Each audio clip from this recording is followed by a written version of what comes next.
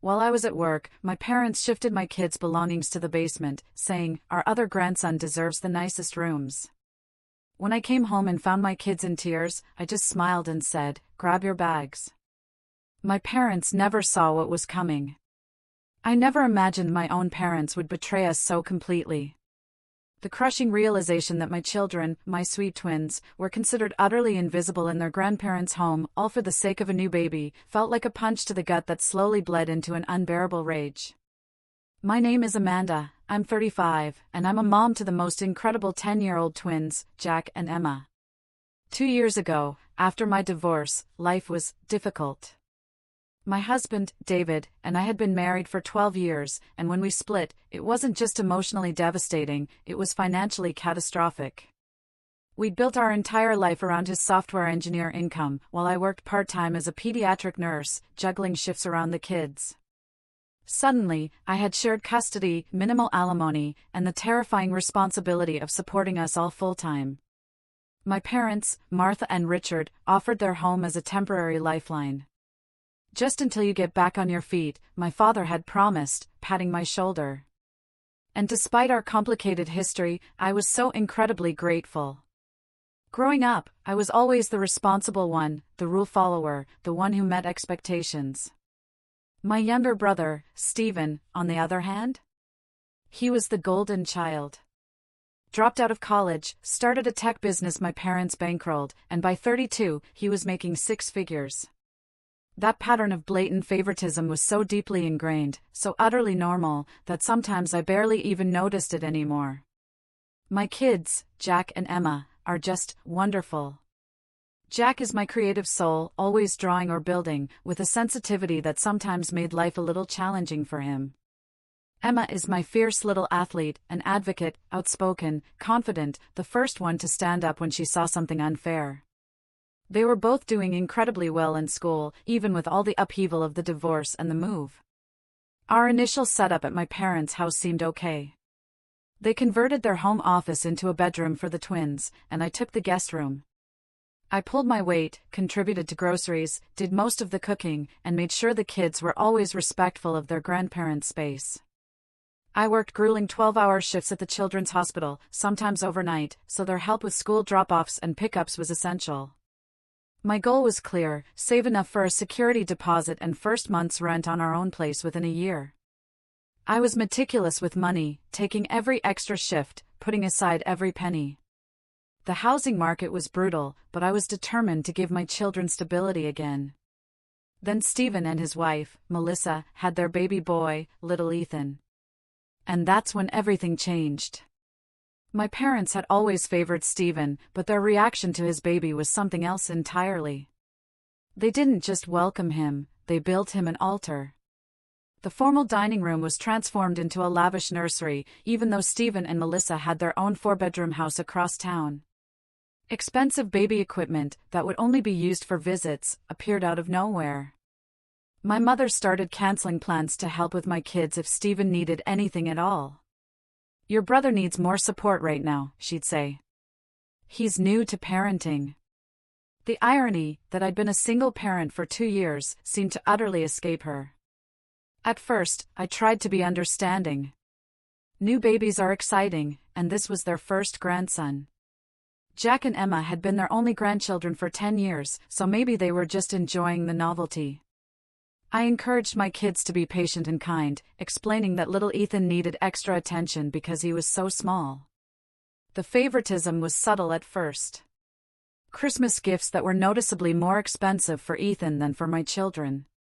Comments about how Ethan looked just like Stephen did as a baby, while Jack and Emma had always been said to resemble their father more than me. These weren't thunderclaps, but a constant, insidious drizzle of invalidation, slowly eroding our peace. I tried to compensate, creating special time just for us, park days, movie nights in my tiny bedroom. I even started a savings chart on my bathroom wall, a visual countdown to our freedom. Just a few more months, I'd promised them. We'll have our own home by Christmas. But as spring turned to summer, the tension in the house grew thick and suffocating. My parents became increasingly critical of my parenting decisions, from what I fed the twins to their bedtimes, to their screen time. Meanwhile, Stephen and Melissa could do no wrong, even when they'd show up hours late for family dinner or cancel plans last minute. I felt like I was walking a tightrope, every step precarious, trying to shield my children from the blatant reality that their grandparents were treating them differently, while also trying to maintain a peaceful household. I was trapped. I needed my parents' help. I couldn't afford childcare on top of saving for our move. By the end of summer, my savings account was growing steadily. I had calculated that by November, I would have enough for a modest 2-bedroom apartment. Just 3 more months of patience, I told myself. 3 more months of biting my tongue and reminding my children that we were guests in their grandparents' home. 3 more months of watching my parents dote on Ethan while barely acknowledging Jack and Emma's achievements.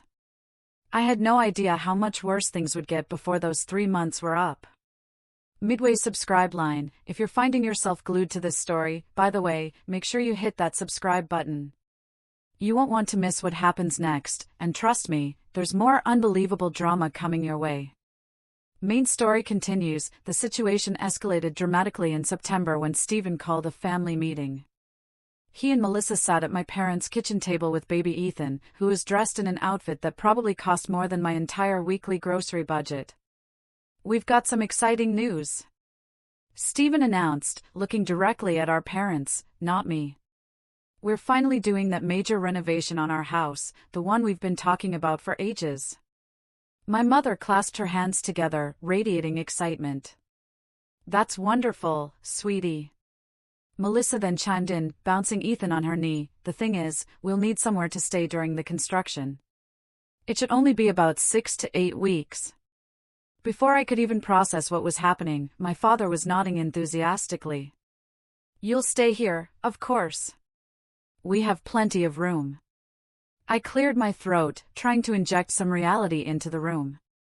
"Actually, we're a bit tight on space already, with the 5 of us," I gestured to myself, the twins, and my parents. My mother shot me a look, sharp and dismissive. "Family helps family, Amanda. It's only temporary." And just like that, the decision was made.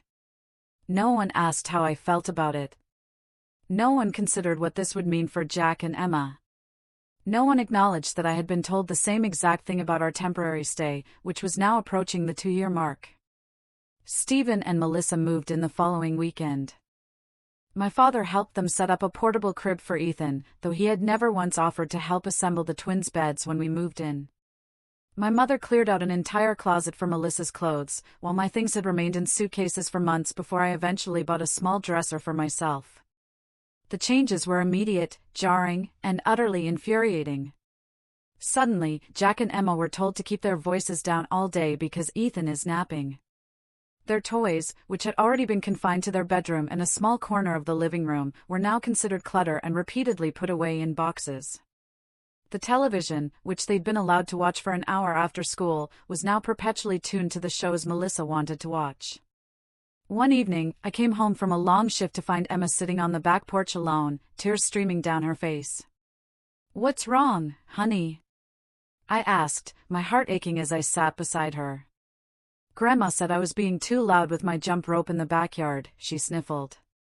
But Ethan wasn't even sleeping. He was in the living room with Aunt Melissa. She just didn't want to hear me counting my jumps. That same week, Jack came home from school absolutely beaming, excited about an art project he'd been working on. He'd been selected to represent his class in a district-wide exhibition. When he tried to show my mother, she waved him away with a flick of her wrist. "Not now, Jack. I'm helping Melissa pick out new curtains for their house." I watched my son's face fall, his excitement crumbling into a quiet sadness. Something inside me hardened. A mother's protective fury began to ignite. That night, after the kids were asleep, I tried to have a conversation with my parents. "I understand that Stephen and his family need help right now," I began carefully, trying to keep my voice even. "But I'm concerned about how Jack and Emma are being treated. They feel like they're not important anymore." My father frowned, dismissive. "They're being oversensitive. Kids need to learn that babies require more attention." I pointed out, "Ethan isn't even here most of the day." Stephen takes him to daycare before he goes to work, and Melissa picks him up on her way home. Jack and Emma aren't asking for attention during those hours. My mother sighed dramatically, shaking her head. You always were jealous of your brother, Amanda. I thought you would have outgrown that by now. I was stunned into silence. Was that really how they saw me? Not as a concerned mother, but a bitter, jealous sister? The situation only continued to worsen. Melissa began rearranging items in the kitchen without asking, complaining about the healthy snacks I bought for the twins, and leaving her laundry in the machine for days. Stephen acted as if he owned the house, inviting friends over for watch parties without checking if anyone else had plans for the living room. One evening, I overheard Stephen and my father discussing financial matters. We might need to extend the renovation timeline, Stephen was saying. The contractor found some issues with the foundation. Stay as long as you need, my father replied warmly. This is your home, too. My stomach dropped. I thought about how I had never been told that, despite contributing financially and doing most of the cooking and cleaning. Instead, I was regularly reminded that their help was temporary and conditional. The breaking point came during a Sunday dinner in early October. My mother had prepared all of Stephen's favorite foods, none of which my children particularly enjoyed. When Jack politely asked if there was anything else he could eat, my mother snapped at him, calling him ungrateful. When I was growing up, we ate what was put in front of us, she said sternly. Later in the meal, Ethan threw his entire plate on the floor, food splattering everywhere, and everyone laughed indulgently. He's just exploring his world, Melissa explained, making no move to clean up the mess. The double standard was so blatant, so unbelievably unfair, that even my usually diplomatic son noticed. How come Ethan can throw food, but I can't ask for a sandwich, he whispered to me, his young eyes filled with confusion and hurt. I had no good answer for him. That week, I found that someone had removed Jack and Emma's artwork from the refrigerator, their proud creations, to make room for a printout of Ethan's daycare schedule. When I asked about it, Melissa shrugged. I needed the information front and center. I didn't think anyone would mind if I rearranged a few things. The twins stopped wanting to spend time in the common areas of the house. They retreated to their small shared bedroom, a sanctuary where they at least had some control over their environment. I started taking them to the public library after school when I wasn't working, just to give them a space where they weren't constantly shushed or criticized. A coworker, Nancy, noticed my stress during a particularly difficult shift. Everything okay at home, Amanda? She asked gently as we charted together. I found myself pouring out the whole agonizing situation. Nancy listened sympathetically before saying something that stuck with me, a simple observation that hit me with the force of a tidal wave. It sounds like your parents have created a household where your brother's family is treated as guests of honor, while you and your children are treated as inconvenient roommates. She was right. And hearing it said aloud, out of the dysfunctional fog, made me realize how utterly toxic this dynamic had become. That evening, instead of driving straight home after my shift, I drove around the neighborhood and called a realtor friend of mine. I need to get my kids out of this situation, I told her, my voice shaking with a newfound resolve. Sooner rather than later. By mid-October, the situation at home had deteriorated beyond what I thought possible. Stephen and Melissa had fully taken over the house, with my parents' enthusiastic support. Their renovation, originally scheduled for 6 to 8 weeks, had now been extended indefinitely due to complications that Stephen was conveniently vague about whenever I asked. I came home one day to find that my parents had purchased a special high chair for Ethan. One that cost nearly $400, according to the box I found in the recycling. This, while they had complained about the cost of Jack's asthma medication the previous week, which my insurance only partially covered. We want Ethan to be comfortable when he eats here, my mother explained when I questioned the expense. Jack needs to breathe. I responded, unable to keep the edge from my voice. My mother looked at me as if I was being unreasonable. Your father and I are on a fixed income, Amanda. We can't be expected to cover everything for your children. The fact that I paid for all of my children's expenses, plus contributed to the household bills, apparently did not register with her.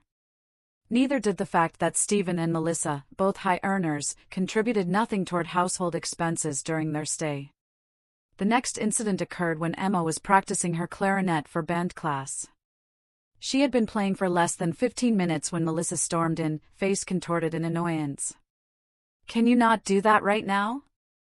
Ethan is trying to nap, and I have an important call in 10 minutes. Emma apologized, her face crumpling, and put her instrument away. Later, she told me tearfully that she had been practicing at the exact time her band teacher had scheduled for their virtual practice session. She had now missed it and would be unprepared for her upcoming evaluation. I tried to speak with Melissa about it, suggesting we could work out a schedule that accommodated everyone's needs. "My work calls and Ethan's sleep schedule have to take priority," she responded dismissively. "Emma can practice her little hobby anytime." I bit my tongue so hard I almost tasted blood. Emma's little hobby was something she was passionate about, and her band teacher had noted she had real talent. But in this house, anything my children did was considered less important than the most trivial needs of Stephen's family. Jack was struggling, too. His teacher emailed me, concerned about his withdrawal in class and declining grades. My sociable, enthusiastic son had become quiet and anxious. When I asked him about it, he admitted he was having trouble sleeping because he was worried about doing anything wrong at home. "Grandma and Grandpa get mad at us for everything," he explained, "but they never get mad at Ethan or Uncle Stephen or Aunt Melissa." My heart broke for them. I started taking on even more extra shifts at the hospital, partly to earn more money for our escape, and partly to simply avoid the tension at home. My parents interpreted this as me shirking family responsibilities, while Stephen and Melissa seemed glad to have me out of the way. The situation came to a head during a family dinner in late October. My parents had invited several extended family members over, including my Aunt Susan, who had always been kind to me and my children. During the meal, my mother launched into an extended monologue about how gifted Ethan was, how at just 9 months, he was clearly advanced for his age. "He's trying to stand already," she boasted. Stephen was an early walker, too. "Some children just have that natural athletic ability." She then turned to Jack and added, "It's too bad you didn't get that from your father's side. David was always athletic, wasn't he?" I saw Jack's face crumple before he carefully composed himself. The implication was clear: any positive traits my children possessed came from their father or were despite my influence, while Ethan's gifts were clearly inherited from the superior genetic line of my brother. Aunt Susan caught my eye across the table, her expression concerned and knowing. After dinner, she pulled me aside. "How long has it been like this?" she asked quietly. "It's always been this way to some degree," I admitted, tears threatening to spill. "But it's gotten much worse since Stephen's family moved in." "This is not healthy for your children, Amanda," she said, echoing Nancy from work. "They deserve better than to be treated as second-class members of their own family." I nodded, swallowing hard. "I'm working on it," I assured her. "I have a plan." And I did. In the weeks since my conversation with Nancy, I had been meeting with my realtor friend during my lunch breaks. We had looked at several rental properties, and I had found a small 3-bedroom house just 10 minutes from the hospital and in the same school district as the twins currently attended. The rent was at the upper limit of what I could afford, but I had been approved based on my steady employment history and excellent credit score. I had signed the lease the previous week, but told no one, not even Jack and Emma. I didn't want to get their hopes up until everything was finalized. The house would be available for move-in on November 1st, just a week away. I had been secretly ordering essential furniture to be delivered on that date and had set up utilities in my name. My aunt squeezed my hand. "Let me know if you need anything," she said. "I've been concerned about this situation for some time." Her support meant more than she knew. I had begun to question my own perceptions, wondering if I was being oversensitive or jealous, as my parents suggested. Having outside confirmation that the situation was as bad as I thought it was gave me the final push of confidence I needed. The next morning, I overheard Stephen and my father discussing more permanent arrangements. "The contractor says it could be another 3 months, Stephen was saying. "And honestly, with the baby, it might make more sense to just stay through the holidays." You know you're always welcome, my father replied warmly. This is your home. I wondered if either of them remembered that I had been told my stay was temporary, that I was expected to find my own place as quickly as possible. The double standard was so glaring it would have been laughable if it wasn't slowly breaking my children's hearts. That evening, I took the twins out for ice cream after dinner, something we rarely did on weeknights. I wanted some time alone with them, away from the tense, suffocating atmosphere of the house. I need you both to know something important, I told them as they enjoyed their treats. No matter what Grandma and Grandpa say or do, you two are amazing, valuable people. The way they are treating you is not because of anything you have done wrong. Emma, always perceptive, studied my face. Are we going to move out soon? I was surprised by her insight. What makes you ask that? You've been working a lot more shifts, she said. And you seem different lately. Less sad and more determined. Out of the mouths of babes. My daughter had seen the change in me before I had fully acknowledged it myself. Just keep being your wonderful selves for a little bit longer, I told them, not quite ready to reveal my plan. Can you do that for me? They both nodded, and I saw a flicker of hope in their eyes that had been missing for too long. When we returned home, Melissa was complaining loudly about the twins' backpacks being in the hallway, despite the fact that Ethan's stroller, diaper bag, and various toys were scattered throughout the common areas of the house. Children need to learn to pick up after themselves, she lectured me, as if she was the parenting expert and I was a novice. I smiled tightly and helped the kids move their belongings, reminding myself that we only had to endure this for a few more days. I had no idea that the situation was about to explode in a way that would force my hand even sooner than I had planned. The following Tuesday, I was scheduled for a 12-hour shift at the hospital. It was a particularly busy day in the pediatric ward, with 3 new admissions and a staff shortage that had me covering more patients than usual. I barely had time to check my phone during my short lunch break, but when I did, I saw several missed texts from both Jack and Emma. From Jack, Mom, something weird is happening. Grandpa and Uncle Stephen are moving our stuff. From Emma, Grandma says we have to move to the basement. This is not fair. From Jack, Mom, please come home. They took all our things downstairs. From Emma, I hate it here. The basement is cold and gross and there are spiders. My heart pounded like a drum against my ribs as I quickly called home. No answer. I tried both children's phones. No answer. Finally, I texted Emma, I will be home as soon as I can. Stay calm. I love you both. I spoke with my supervisor, explaining the family emergency. She was understanding and arranged coverage for my remaining 4 hours.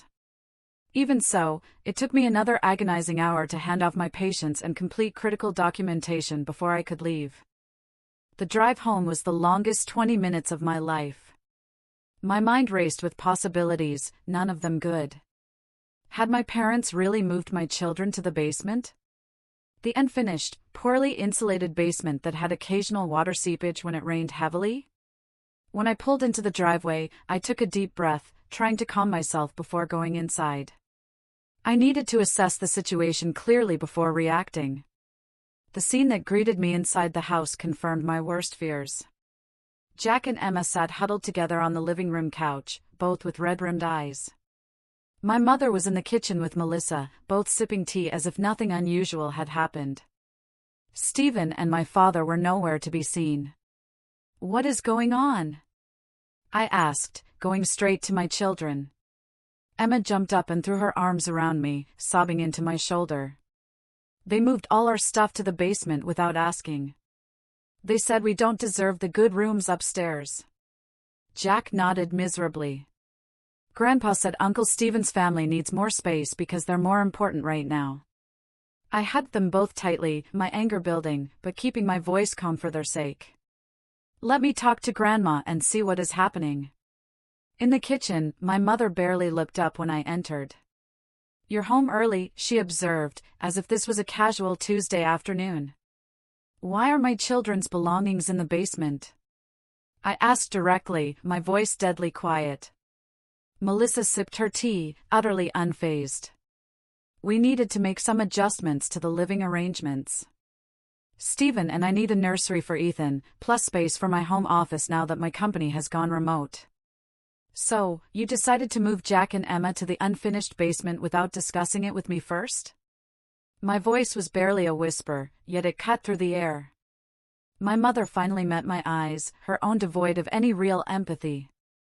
It was the logical solution. The children are older and can adapt more easily than a baby. Besides, our other grandson deserves the best rooms. He's here all day while your children are at school. The casual cruelty of her statement took my breath away.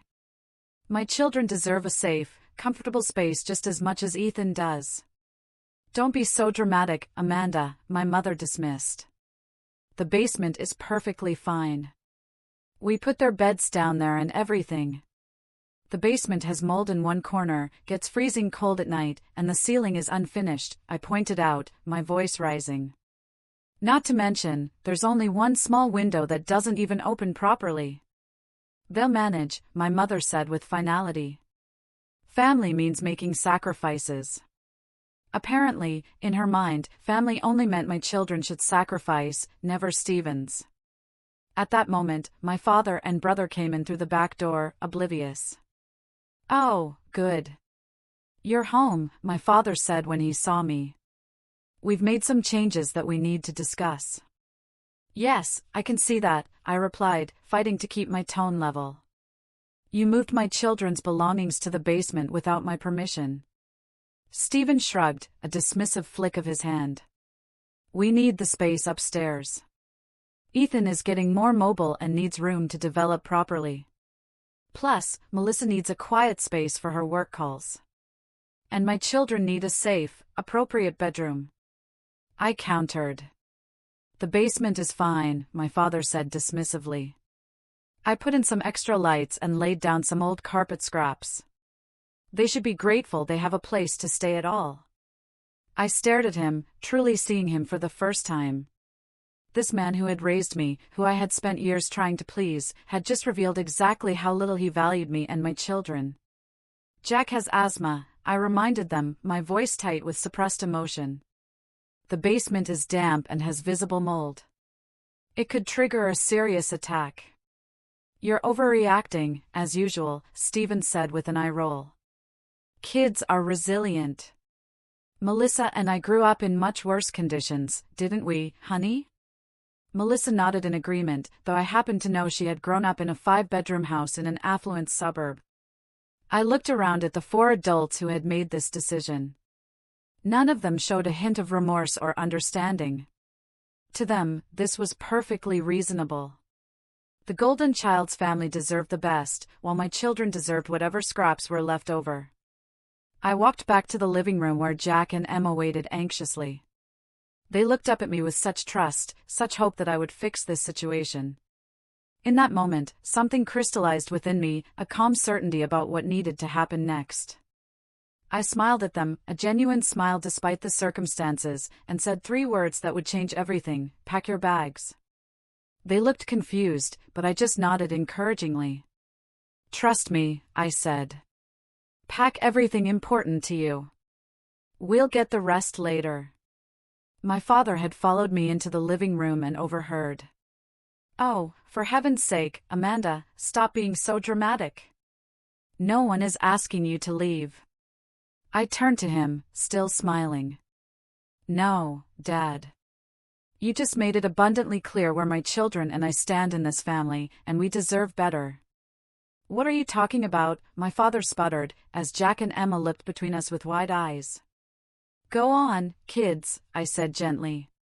Go pack your backpacks with your most important things. We'll come back for the rest tomorrow.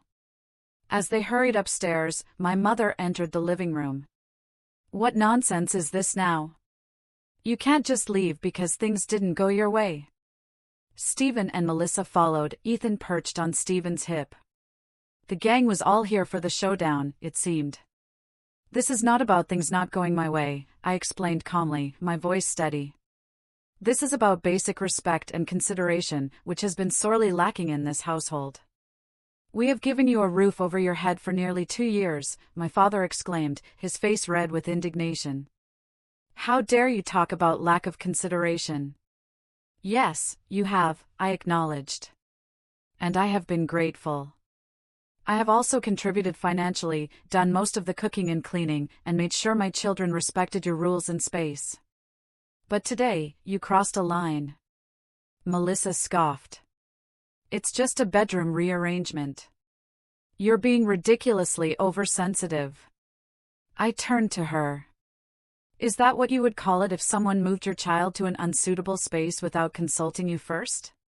She had no answer for that. "The basement is perfectly adequate," my mother insisted. "We raised you and Stephen without all these special accommodations kids seem to need nowadays." "The basement has mold," I repeated, my voice firm. "Jack has asthma. It is also cold, damp, and has inadequate emergency exits. It is not a legal bedroom by any housing code standard." My father waved his hand dismissively. "Those codes are just government overreach." I almost laughed at the absurdity. Safety regulations were now government overreach when they inconvenienced him. But I suspected he would feel differently if he was the one being relegated to substandard accommodations. "Where exactly do you think you're going to go?" Stephen asked with a smirk. "It's not like you've been saving much, what with your spending habits." And there it was. The fundamental misunderstanding they all shared. They saw me as financially dependent and irresponsible, despite all evidence to the contrary. They truly believed I had no options, no agency, no ability to stand on my own.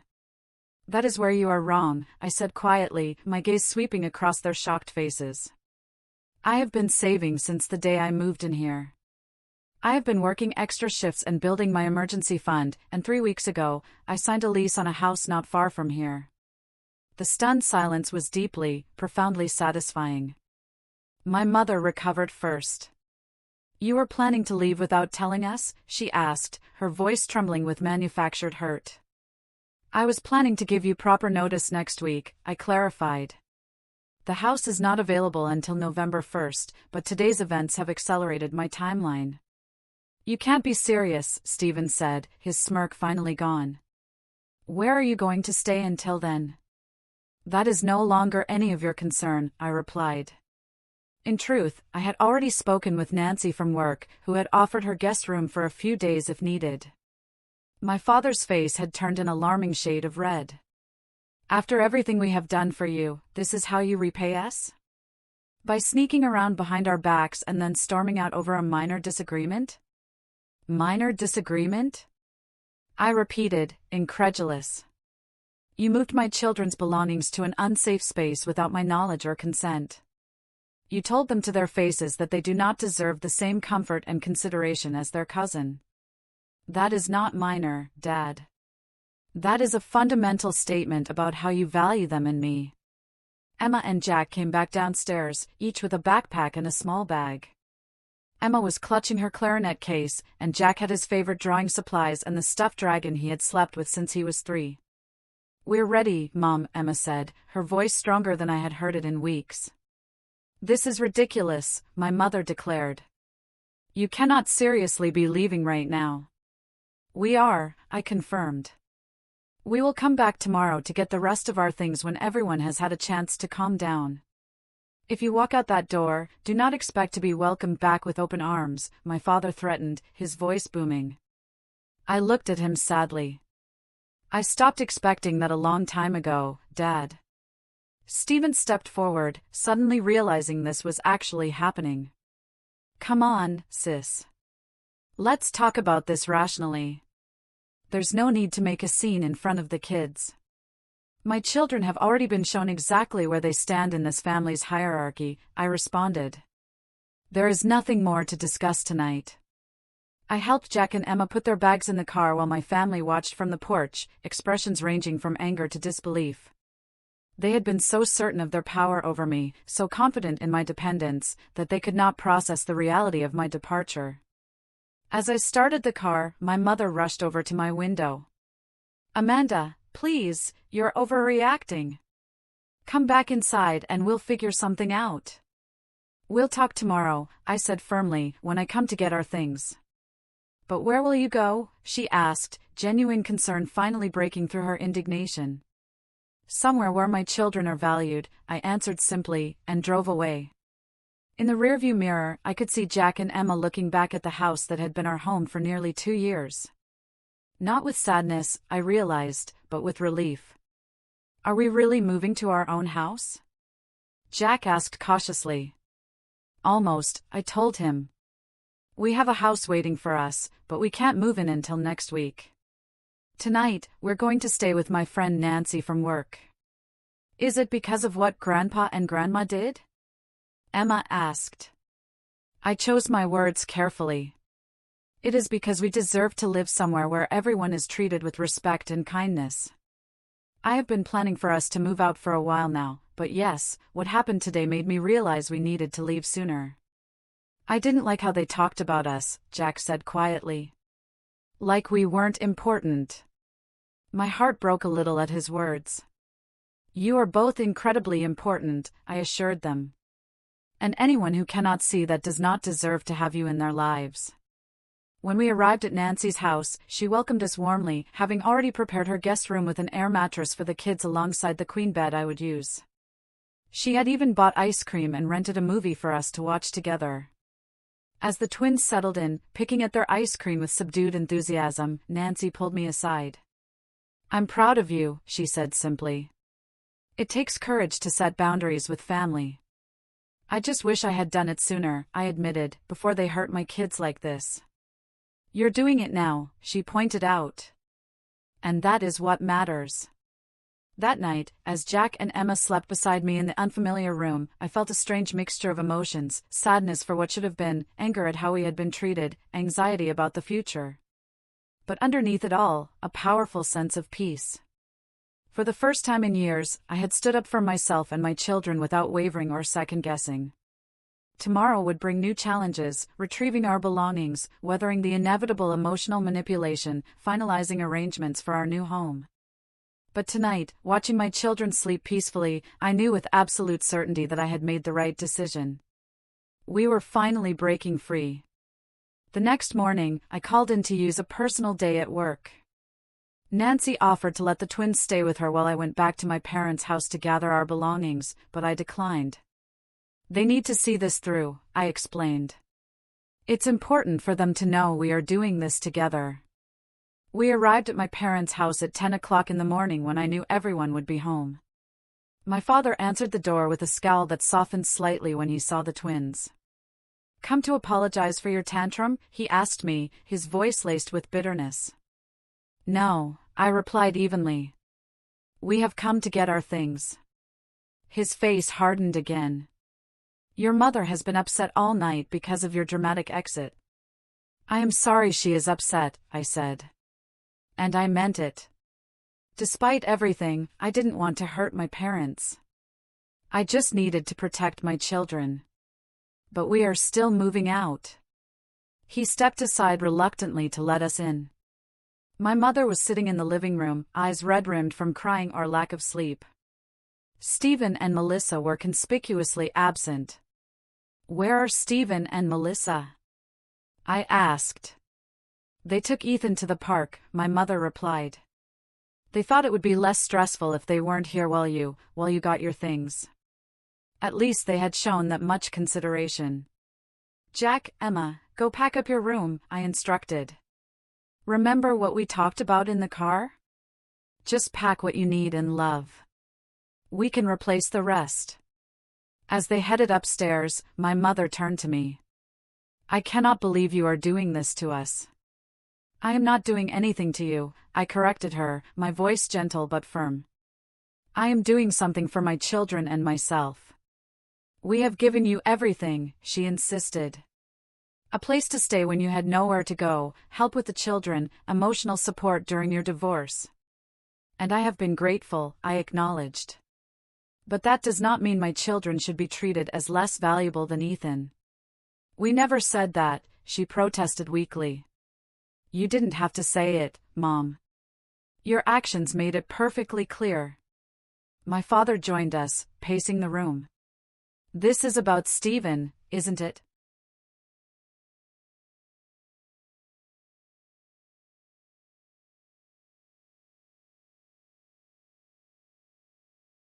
You have always been jealous of him. I shook my head. This is not about Stephen. This is about Jack and Emma being moved to an unsafe basement without my knowledge or consent. This is about you explicitly stating that Ethan deserves the better rooms simply because he is Stephen's son. You are twisting our words. My mother accused. Am I? You said, and I quote, our other grandson deserves the best rooms. What exactly did you mean by that, if not that my children deserve less? She had no answer. I went upstairs to help the twins pack their belongings. Most of their clothes fit into 2 large suitcases I had brought. Jack carefully wrapped his favorite books and the science kit he had received for his birthday. Emma packed her sports equipment and the jewelry box her father had given her last Christmas. When we came back downstairs with the first load, my father was waiting by the door. Where exactly are you going? He demanded. This mysterious house you claim to have rented. We are staying with a friend until our house is ready next week, I explained, though I didn't owe him this information. And how exactly do you plan to afford rent on your nurse's salary? He asked skeptically, his tone dripping with condescension. The sheer audacity, the fundamental lack of respect, made something snap inside me. I put down the bags I was carrying and faced him directly. Dad, I make $65,000 a year as a pediatric nurse. I have excellent credit, minimal debt, and I have been saving systematically for nearly 2 years. I am fully capable of providing for my family without your help. He looked genuinely surprised. It occurred to me that he had no idea what I earned or how I managed my finances. He had simply assumed I was struggling financially because that fit his narrative about me. The rental market is extremely tight right now, my mother interjected. How did you even find a place? I have been looking for months, I said. I have friends and connections. Just because I didn't tell you about my plans doesn't mean I didn't have them. We made several trips to load everything into my car. My parents watched silently, the reality of our departure finally sinking in. When we had packed everything we wanted to take, I did one final walkthrough to make sure we hadn't forgotten anything important. In the kitchen, I found my mother making coffee, her movements mechanical. We are heading out now, I told her. She turned to me, eyes welling with tears. I don't understand why you are doing this. We are family. Yes, we are, I agreed. And that is why this hurts so much. Family should make each other feel valued and respected. Jack and Emma have not felt that here for a long time. That is not true, she protested weakly. Mom, yesterday you told them they didn't deserve the same quality of accommodations as their cousin. How do you think that made them feel? She looked away. We didn't mean it like that. How else could you have meant it? She had no answer. As we prepared to leave, my father made one last attempt. This is a mistake, Amanda. You are letting your pride get in the way of what is best for your children. No, Dad. For the first time in a long time, I am putting what is best for my children ahead of everything else, including your approval. Jack and Emma said stilted goodbyes to their grandparents. I could see they were conflicted, having been taught to respect and love these people who had hurt them so casually. As we drove away, Emma asked, "Will we ever see Grandma and Grandpa again?" Yes, I assured her. But things will be different. We will visit on our terms, when we are treated with respect. The next few days at Nancy's house were peaceful. The twins seemed lighter, joking and playing in ways I hadn't seen in months. I took a day off to finalize details for our new home, meeting with the landlord to get the keys early so we could move in our belongings before the official lease start date. The house was small, but perfect for us, 3 bedrooms, a tiny backyard, and a kitchen with lots of natural light. It was within our school district, so the twins wouldn't have to change schools, and close enough to the hospital that my commute would actually be shorter than from my parents' house. On Friday, we moved in our belongings. Nancy and several other coworkers came to help, turning what could have been a stressful day into something that felt like a celebration. By evening, the beds were set up, the kitchen was functional, and the living room had enough furniture for us to sit comfortably. That night, after we had ordered pizza and the twins had gone to bed in their own rooms for the first time in nearly 2 years, I sat alone in my new living room and finally let myself cry. Not from sadness, though there was some of that, but from relief and a bittersweet sense of accomplishment. My phone had been buzzing with messages from my parents all day, ranging from angry accusations to tearful pleas to come home. I had responded only once, to let them know we were safe and settled and that I would contact them when I was ready to talk further. The following Monday, my parents showed up unannounced at our new house. I had just returned from dropping the twins at school and was preparing to leave for my shift. "How did you find our address?" I asked, as I reluctantly invited them in. "Your Aunt Susan told us," my father admitted. "She thought we should try to reconcile." I made them coffee, watching as they surveyed our modest but comfortable new home. "It's smaller than I expected," my mother commented, her tone still a little critical. "It is perfect for the 3 of us," I replied, unflinching. "Amanda, we want you to come home," my father said, getting straight to the point. "This has gone on long enough." "This is our home now," I said firmly. "But the children need their grandparents," my mother insisted, a desperate edge to her voice. "And their uncle and cousin. What they need is to be treated with respect and love," I countered. "When you can provide that consistently, you are welcome to be part of their lives. We have always loved them." My mother protested. "Love is not just a feeling, Mom. It is how you treat people. It is the choices you make that show what you truly value." They stayed for nearly an hour, cycling through guilt trips, appeals to family unity, and finally, a grudging acknowledgement that perhaps they had been insensitive. "We didn't realize how it looked from your perspective," my father conceded. "We just thought we were helping Stephen and Melissa through a difficult time." "And I understand that," I said, "but you helped them at the expense of my children's well-being and safety. That is something I cannot overlook." When they left, we had reached a tentative understanding. They would respect our new living situation, and we would visit for Sunday dinner in 2 weeks. It was a small step, but it was something. Over the next several weeks, news of our departure spread through the extended family. Most were supportive, having witnessed the favoritism firsthand at various family gatherings. Aunt Susan, in particular, became a regular visitor, bringing homemade cookies and genuine interest in the twins' lives. At work, I received an unexpected opportunity, a promotion to charge nurse on the pediatric floor with a significant salary increase. The hours would be more regular, with fewer overnight shifts, giving me more precious time with Jack and Emma. Meanwhile, I heard through the family grapevine that Stephen and Melissa were having serious difficulties without me there to help with household chores and childcare. In a pinch, they were finding it challenging to manage their own responsibilities. My mother, now in her 60s, was exhausted from trying to keep up with an active baby while also maintaining the house without my assistance. When we did attend that Sunday dinner 2 weeks later, the atmosphere was strained but civil. Stephen and Melissa were notably less smug, perhaps finally realizing that my presence had actually made their lives easier in ways they had always taken for granted. Most importantly, Jack and Emma were happier than I had seen them in years. Jack's teacher reported that his focus and participation had improved dramatically, and Emma was thriving in her clarinet lessons, practicing daily in her own room without fear of being shushed or criticized. One evening, as I tucked Emma into bed, she said something that confirmed I had made the right decision. "I like our house, Mom," she said sleepily. "I feel like I can breathe here." Out of all the validation I could have received, my daughter's simple statement meant the most. We had created a home where my children could breathe freely, both literally and figuratively, and that was worth everything we had gone through to get here. 6 months after our abrupt departure from my parents' home, our lives had transformed in ways I could scarcely have imagined.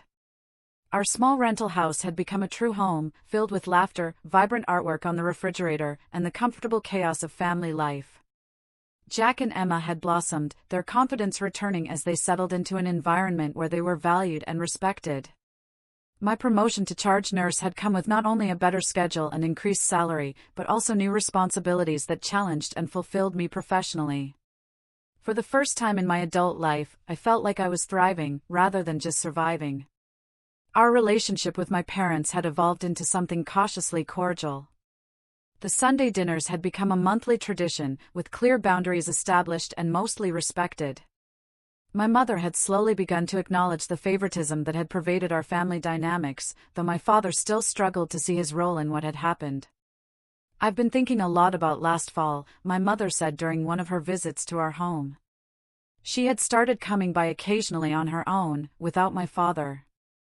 "I didn't realize how much we were hurting Jack and Emma." "What made you see it?"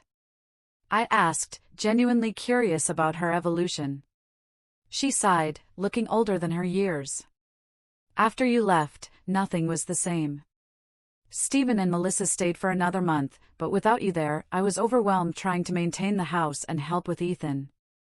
I started to realize how much you had been doing, how much I had taken you for granted. It was the closest thing to an apology I had received, and I accepted it as such." And then, she continued, "Stephen and Melissa started arguing all the time, about childcare, about the renovation that never seemed to end, about money. They moved back to their house before Christmas, even though the work wasn't finished. I was not surprised. Stephen and Melissa had always presented a united front in public, but I had glimpsed cracks in their relationship. Without the buffer of my parents' constant approval and my practical support, those cracks had apparently widened." "How are they doing now?" I asked, more out of politeness than genuine concern. "They're in couples counseling," my mother admitted. "Your father thinks it's nonsense, but I think it might help them. Melissa went back to work full-time, and they're struggling with the childcare arrangements." I nodded, feeling a twinge of sympathy despite everything. Parenting was challenging under the best circumstances, and their relationship had never seemed built on the strongest foundation. The most significant change, however, was in my children. Jack's anxiety had all but disappeared, and his natural creativity had re-emerged. He had joined an after-school art program and was thriving under the mentorship of a patient teacher who recognized his talent. Emma had made the advanced band at school and was talking about trying out for the soccer team in the spring. One evening, as we sat together working on a puzzle, a quiet family ritual we had established in our new home, Emma approached the subject of her grandparents. "Mom, why do you think Grandma and Grandpa treated us differently than Ethan?" she asked carefully, fitting a piece into place. I considered my response thoughtfully. "I think people sometimes have fixed ideas about others that make it hard for them to see clearly. Grandma and Grandpa always saw Uncle Stephen as special and deserving of extra attention. When he had Ethan, they transferred those feelings to him. But we're their grandchildren, too," Jack pointed out. "Yes, you are," I agreed. "And they do love you. They just didn't know how to show it equally or fairly." "Is that why we left?" Emma asked. "Because they weren't fair?" "We left because everyone deserves to be treated with respect and kindness," I explained. When that wasn't happening, we needed to create our own space where we could all thrive. Jack nodded thoughtfully. "I like it better here anyway. At Grandma and Grandpa's house, I always felt like I was in the way." "You are never in the way here," I assured him, pulling him close. "This is your home, and you belong here exactly as you are." The conversation shifted to other topics, but I was struck by how maturely they were processing what had happened. Children were remarkably resilient when given safety, consistency, and honest communication. In April, an unexpected opportunity arose. A small 3-bedroom house in our neighborhood went up for sale, priced just within my reach thanks to my promotion and careful saving. After consulting with a mortgage broker and reviewing my finances, I made an offer. To my surprise and delight, it was accepted. Becoming a homeowner had been a distant dream when we left my parents' house, something I hoped for in the nebulous future. Now, less than a year later, it was becoming reality. The house needed some cosmetic updates but was structurally sound and in a great location. Most importantly, it would be ours. When I shared the news with the twins, their excitement was contagious. They immediately began planning how they would decorate their rooms, what color we should paint the front door, where we would plant a garden in the small backyard. "Can we get a dog once we move in?" Jack asked hopefully. "We'll see," I replied, not ready to commit, but warming to the idea. A dog would complete our little family in many ways. The process of buying the house brought my father back into our lives in an unexpected way. Despite our still strained relationship, he had experience with home buying and offered to look over the inspection report with me. "The roof has at least 5 years left," he said as we sat at my kitchen table reviewing the documents. "But you'll want to budget for replacing the water heater sooner rather than later." His practical advice was helpful, and I appreciated that he was making an effort to support me without controlling or criticizing my decisions. It was a small but significant shift in our dynamic. "I'm proud of you, Amanda," he said unexpectedly as he was leaving. "Buying a house on your own is no small accomplishment." The words I had longed to hear for most of my life caught me off guard. "Thank you, Dad," I managed to reply, my throat suddenly tight. "I know I haven't always been fair," he continued haltingly. "Your mother and I have been talking a lot about how we handled things. I cannot change the past, but I would like to do better going forward." It was not a full apology, but coming from my proud, stubborn father, it was monumental. "I would like that too," I told him honestly. The day we closed on the house, Jack and Emma were in school. I signed the papers alone, but took a photo of the keys to show them when they got home. As I stood in the empty living room of our new house, my house, I felt a surge of emotion so powerful it brought tears to my eyes. 2 years ago, I had been a newly divorced mother, uncertain about my future and dependent on my parents' conditional support. Now, I was a homeowner, advancing in my career, and most importantly, providing my children with the stable, loving home they deserved. The journey had been painful at times, forcing me to confront hard truths about my family and myself. I had to learn that setting boundaries was not selfish but necessary, that standing up for my children meant sometimes walking away from toxic situations, and that my worth was not determined by others' perceptions. We moved into our new home on a sunny Saturday in May, with help from friends, colleagues, and yes, even my parents. The atmosphere was celebratory as we arranged furniture, unpacked boxes, and ordered pizza for everyone who had helped. By evening, when only my parents remained, we sat together on my new back porch, watching Jack and Emma explore the yard.